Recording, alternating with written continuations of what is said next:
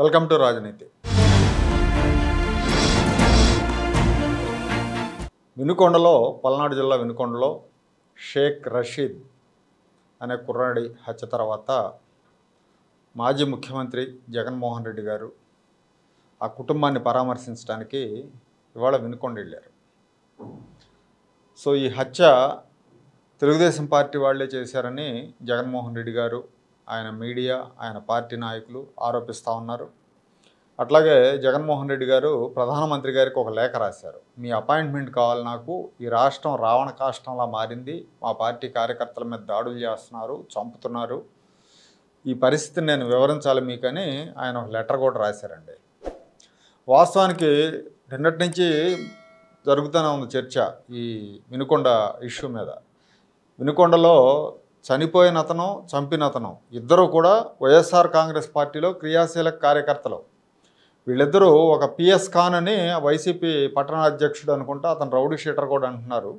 ఈ పిఎస్ ఖాన్కి శిష్యులు అంట వీళ్ళు, అనుచరులు వీళ్ళంతా. అతను ఒక బ్యాచ్ని వేసుకొని ఎమ్మెల్యే, అప్పుడు ఎమ్మెల్యే, మాజీ ఎమ్మెల్యే, ఇప్పుడు బొల్లా బ్రహ్మనాయుడు తరపున రౌడీజం చేస్తూ ఉంటారు వీళ్ళల్లో వీళ్ళకి గొడవలు వచ్చినాయి. ఒక ఎన్నికలకు ముందు, ఒక 5-6 నెలల ముందు అనుకుంటా గొడవలు అయినాయి అంట. గొడవలు అయ్యి ఇద్దరు కూడా కొట్టుకున్నారు. ఆ తర్వాత పిఎస్ ఖాన్ ఈ షేక్ రషీద్ని సపోర్ట్ చేశాడు.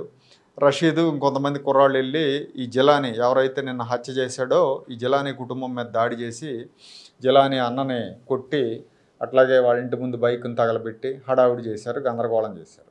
ఆ తర్వాత ఈ కేసులో వైసీపీకి అలవాటైన విద్యగా బాధితుల మీద కేసులు పెట్టడం, దాడులు చేసిన వాళ్ళని వదిలేసి బాధితుల మీద కేసులు పెడతా ఉంటారు కదా. అట్లాగే ఎమ్మెల్యే ప్రోద్బలంతో, అంటే ఎమ్మెల్యే గురువు పిఎస్ ఖాన్ వీళ్ళిద్దరూ కూడా రషీద్ని సపోర్ట్ చేశారు, జిలానీని వెళ్ళేశారనమాట. జిలానీ మీద కేసు పెట్టారు, హత్యాయత్నం కేసు ఏదో పెట్టినట్టున్నారు. అతను జైలుకి వెళ్ళి మొత్తానికి బెయిల్ మీద వచ్చాడు. వచ్చి ఆ సంఘటనకు ప్రతీకారం తీర్చుకున్నాడు. అంటే ప్రతీకారం తీర్చుకోవడం కరెక్ట్ అని నేను చెప్పట్లేదు. ఇక్కడ నేను చెప్పేది ఏంటంటే ఇద్దరు కూడా వైసీపీ వాళ్ళే అని చెప్తున్నాను. నడి రోడ్డు మీద నరికేశాడు చాలా దారుణంగా, ఎవరు కూడా అడ్డుకోలేదు. ఇప్పుడు వైసీపీ ఏమంటుందంటే ఇది తెలుగుదేశం చేయించింది, అతను తెలుగుదేశం పార్టీ అని మొదలుపెట్టారు. తెలుగుదేశం అధికారంలోకి వచ్చాక మమ్మల్ని చంపేస్తున్నారని కదలాలటం మొదలుపెట్టారు. అక్కడ వినుకొండ ఎమ్మెల్యే బ్రహ్మనాయుడు కావచ్చు, లేదా మాజీ ముఖ్యమంత్రి జగన్మోహన్ రెడ్డి కావచ్చు, వీళ్ళంతాను. వాస్తవానికి ఈ బొల్లా బ్రహ్మనాయుడు వీళ్ళంతా కూడా, వైసీపీ నాయకులంతా కూడా దీనికి రాజకీయ రంగు పులిమారు. రాష్ట్రంలో శాంతి భద్రతల సమస్య వస్తుందని జగన్మోహన్ రెడ్డి గారు. నిజం చెప్పాలంటే వినుకొండలో రౌడీ రాజకీయాన్ని ప్రవేశపెట్టిందే ఈ బొల్లా బ్రహ్మనాయుడు. ఇతను ఎమ్మెల్యే అయ్యాకే అంతకుముందు వినుకొండ చాలా ప్రశాంతమైన నియోజకవర్గం. ఈ బ్రహ్మనాయుడు వచ్చిన తర్వాత వైసీపీ అధికారంలోకి వచ్చాక చాలా చోట్ల దాడులు, ప్రతిదాడులు. స్వయంగా బ్రహ్మనాయుడే చాలాసార్లు హెచ్చరికలు జారీ చేశాడు. నాకు ఎదురొస్తే లేపేస్తా అన్నట్టు మాట్లాడాడు. నాకు ఎదురొస్తే వాడికి భవిష్యత్తు ఉండదని మాట్లాడాడు. ఏదో ప్రశ్నించాడని ఒక రైతును కొట్టాడు, చెప్పుతూ కొట్టాడు. ఇవన్నీ ఉన్నాయి. అప్పుడు ఎంపీ సాక్షిగా కొట్టాడు. ఆ కేసు కూడా పెడితే కేసు పెట్టిన సిఐని బదిలీ చేశారు. సో ఇలాంటి క్యారెక్టర్ బొల్లా బ్రహ్మనాయుడు, అరాచకుడు అనమాట. అక్కడ వినుకొండలో అరాచకాన్ని ప్రవేశపెట్టిందే వీళ్ళు ఇవాళ హత్య రాజకీయాల గురించి మాట్లాడతారు. పోనీ చంపినాడు, చచ్చిపోయినాడు ఇద్దరు కూడా వైసీపీ. అక్కడ మళ్ళీ టీడీపీకి దీనికి సంబంధం లేదు. అయినా ఈయన అన్వేషణ ఉంటుంది, జగన్మోహన్ రెడ్డి అన్వేషణ. మామూలుగా ఏదో అంటారు చూడండి, మృతదేహాల కోసం అన్వేషణ. ఆయనకు మృతదేహం దొరికితే పండగ వెళ్తాడు. దానికి రాజకీయ రంగుపులేమి చాలా, అంటే ప్రత్యర్థి తెలుగుదేశం పార్టీ మీద, చంద్రబాబు నాయుడు గారి మీద ఆరోపణలు చేయడానికి అదొక సదవకాశం అనుకుంటాడు ఆయన. అసలు పల్నాడు ప్రాంతంలో మామూలుగా కక్షలు, కార్పణ్యాలు లేవు. 5 ఏళ్ల క్రితం తగ్గిపోయినాయి పూర్తిగా. కానీ ఈ వైసీపీ అధికారంలోకి వచ్చాకే చాలా దారుణమైన ఘటనలు జరిగినాయి. దాదాపు 10-12 మంది తెలుగుదేశం పార్టీ నాయకులను కానీ కార్యకర్తలను కానీ చంపేశారు. మాచర్ల నియోజకవర్గంలో వెల్దుర్తి మండలం, అది సంచలనమైంది ఆ హత్య. వెల్దుర్తి మండలంలో చంద్రయ్య అనే ఆయన్ని నడి రోడ్డు మీద చంపేశారు. ఆయన గుండెల మీద కూర్చొని మెడ కోసేశారు. మెడ కోసే ముందు జై జగన్ అంటే వదిలేస్తా ఉన్నారు. అయినా అతను అనలా, జై చంద్రబాబు అన్నాడు. వెంటనే కోసేసి చంపేశారు. చాలా దారుణం. అట్లాగే దుర్గి మండలంలో జంగమహేశ్వరపాడులో జల్లయ్య, ఆయన్ని అంతే నడి రోడ్డు మీద చంపేశారు. వీళ్ళిద్దరూ బీసీలే, తెలుగుదేశం పార్టీ నాయకులు, గ్రామ స్థాయిలో బలహీన వర్గాలకు చెందిన వాళ్ళు. వీళ్ళని ఎమ్మెల్యే పిన్నెల్లి రామకృష్ణారెడ్డి ప్రోద్బలంతో వీళ్ళిద్దరిని చంపేశారు. గురజాల్లో ఎస్సీ కుర్రాడు విక్రమ్ అనే అతను చంపేశారు. అతను కూడా తనకు ప్రాణభయం ఉంది అని పోలీస్ స్టేషన్లో, గురజాల పోలీస్ స్టేషన్లో కంప్లైంట్ చేసి వాళ్ళ ఊరు వెళ్తుంటే ఊరి దగ్గరే పట్టుకొని చంపేశారు. అట్లాగే అంకులు అని ఆయన్ని ఒక ఆయన్ని చంపేశారు, పురంశెట్టి అంకులు అని. ఆయన కూడా వైసీపీ వాళ్ళే చంపేశారు. అది కూడా దాచేపల్లి, అది గురజాల కాన్స్టిట్యున్సీ దాచేపల్లిలో ఆ ఘటన జరిగింది. నరసరావుపేటలో టీడీపీ నాయకుడు ఇబ్రహీం అనే అతన్ని జనం మధ్యలోనే కత్తులతో పొడిచి చంపారు.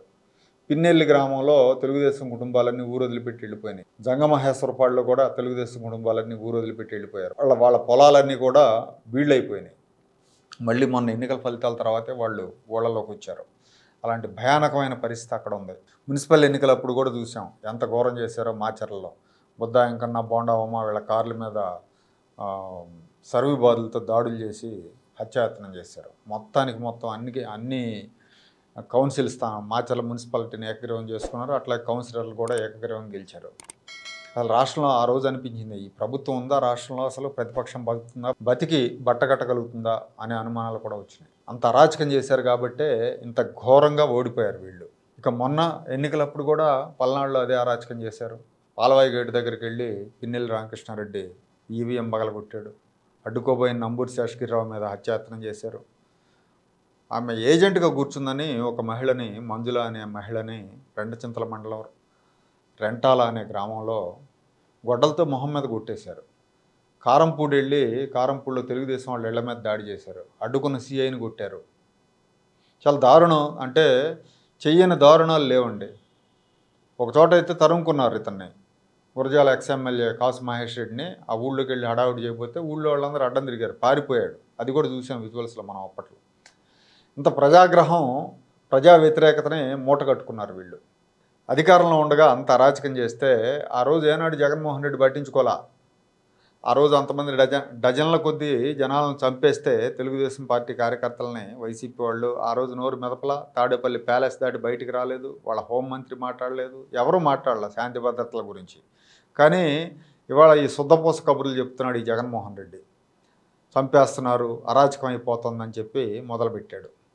మళ్ళీ ఆయనకి ఏదో ఒక కాజు కావాలి, ఏడుపులు ఓదార్పులు, వీటికి శవాల కోసం వెతుక్కుంటూ ఉంటాడు. అసలు ఇంకా చెప్పాలంటే ఎన్నికల తర్వాత 7-8 మంది తెలుగుదేశం వాళ్ళని చంపేశారండి. ప్రభుత్వం మారింది, ఘోరాతి ఘోరమైన పరాజయం ఎదురైన తర్వాత కూడా వాళ్ళు దాడులకు పాల్పడుతున్నారు వైసీపీ వాళ్ళు. మామూలుగా అయితే అదే తెలుగుదేశం అయితే ఒక ఏడాది 2 ఏళ్ల పాటు కోలుకునేది కాదు, ఎవరు మాట్లాడేవాళ్ళు కాదు. వాళ్ళు వచ్చి కొడతా ఉండేవాడు, కొట్టి మళ్ళీ ఏళ్ల మీద కేసులు పెడతా ఉండేవాళ్ళు, అయినా నోరు మూసుకు కూర్చుని ఉండేవాళ్ళు. కానీ ఇవాళ ఓడిపోయిన తర్వాత 7గురు చనిపోయారు వైసీపీ వాళ్ళ చేతుల్లో, టీడీపీ కార్యకర్తలు. అనంతపురం జిల్లాలో తాడిపత్రిలో లాలు భాష అనే అతన్ని ఒక కుర్రాన్ని చంపేశారు వైసీపీ వాళ్ళు. అట్లాగే రాయదుర్గం మండలంలో ఆదెప్ప అని ఆయన చంపేశారు. కర్నూలు జిల్లా వెల్దుర్తి మండలంలో గిరినాథ్ చౌదరి అనే అతన్ని కంగాటి శ్రీదేవి మాజీ ఎమ్మెల్యే మనుషులు దాడి చేసి చంపేశారు. అతని తమ్ముడి మీద కూడా తీవ్రంగా గాయపడ్డాడు ఈ దాడిలో. గిరినాథ్ చౌదరి చనిపోయాడు, వాళ్ళ తమ్ముడు కళ్యాణ్ తీవ్రంగా గాయపడ్డాడు. నంద్యాల జిల్లాలో కూడా భాస్కర్ రెడ్డి అనే ఆయన మీద దాడి చేశారు. భాస్కర్ రెడ్డి దంపతుల మీద దాడి చేస్తే ఆ దాడిలో ఆయన గాయపడ్డాడు, ఆయన భార్య చనిపోయారు. కడప జిల్లా కమలాపురంలో మహమ్మద్ గని అని తెలుగుదేశం కార్యకర్తను చంపేశారు. గుంటూరు జిల్లా దుగ్గిరాల మండలంలో తెలుగుదేశం పార్టీ గెలిచిందని సంబరాలు చేసుకున్నందుకు షేక్ కాసిం అనే కుర్రాన్ని చంపేశారు. కర్రలతో కొట్టి చంపారు, కర్రలు బ్యాట్లతో కొట్టి చంపారు. కృష్ణా జిల్లా మోపిదేవి మండలంలో కూడా చందన రంగారావు అని తెలుగుదేశం పార్టీ మండల కోఆప్షన్ సభ్యుడిని వెంటబడి మరీ కొట్టారు. తీవ్రంగా గాయపడ్డాడు, ఆసుపత్రిలో ఉన్నాడు ఇప్పుడు ఆయన. నెల్లూరు జిల్లాలో కూడా అంతే. పెళ్లకూరు మండలంలో రాకేష్ రెడ్డి అనే అతని తండ్రి విజయసేనారెడ్డి, వీళ్ళిద్దరి మీద ఇంటికి వెళ్ళి దాడి చేసి కొట్టారు. చాలా తీవ్రంగా గాయపడ్డారు ఆ ఘటనలో. అంటే దాడులన్నీ వైసీపీ వైపు నుంచే ఉన్నాయి. ఇప్పుడు దాకా చూస్తే ఈ నెల రోజుల్లో చాలా దాడులు వీళ్ళే చేశారు. వాస్తవానికి మామూలుగా చూసేవాళ్ళు ఏమనుకుంటారు, తెలుగుదేశం పార్టీ గెలిచింది కాబట్టి తెలుగుదేశం వాళ్ళు 5 ఏళ్లలో జరిగిన ఘటనలన్నిటికీ కూడా ప్రతీకారం తీర్చుకుంటారేమో అనే ఇదిలో ఉంటారు. కానీ ఇక్కడ జరగట్లా, ఉల్టా వీళ్ళే కొడుతున్నారు. వీళ్ళు ఓడిపోయాక వీళ్ళు అరాచకం సృష్టించి, వీళ్ళు శాంతి భద్రతల సమస్యను సృష్టించి ప్రధానమంత్రికి లేఖలు రాస్తూ జాతీయ స్థాయిలో ఇది ఒక ఇష్యూ చేయాలని చూస్తున్నారు. ఆంధ్రప్రదేశ్ ఇమేజ్ని టార్నిష్ చేయాలని చూస్తున్నారు. ముందు నుంచి కూడా వీళ్ళకి ఇలాంటి అలవాటు ఉంది. వీళ్ళు ప్రతిపక్షంలో ఉన్నా కానీ అరాచకం చేస్తూనే ఉంటారంటానికి నిదర్శనం వైఎస్ వివేకానందరెడ్డి హత్య. ఆయన చంపేసి ఆ నెపం చంద్రబాబు నాయుడు మీద పెట్టారు. కాపు రిజర్వేషన్ పేరుతోటి రత్నాచల్ ఎక్స్ప్రెస్ తగలబెట్టారు. ఒక ప్రయాణికుల రైలు ప్రయాణికులు అందులో ఉండగా దాన్ని తగలబెట్టారంటే వీళ్ళు ఎంతటి అరాచకులో అర్థం చేసుకోవాలి. తెలుగుదేశం ప్రభుత్వం తక్షణమే చేయాల్సిన పని ఏంటంటే ఈ జగన్మోహన్ రెడ్డి నాటకాలకు ఫుల్ స్టాప్ పెట్టాలి.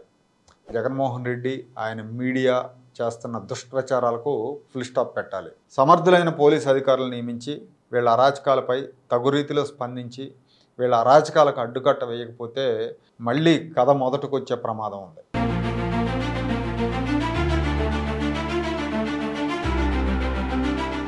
Like, share and subscribe to Rajaniti channel.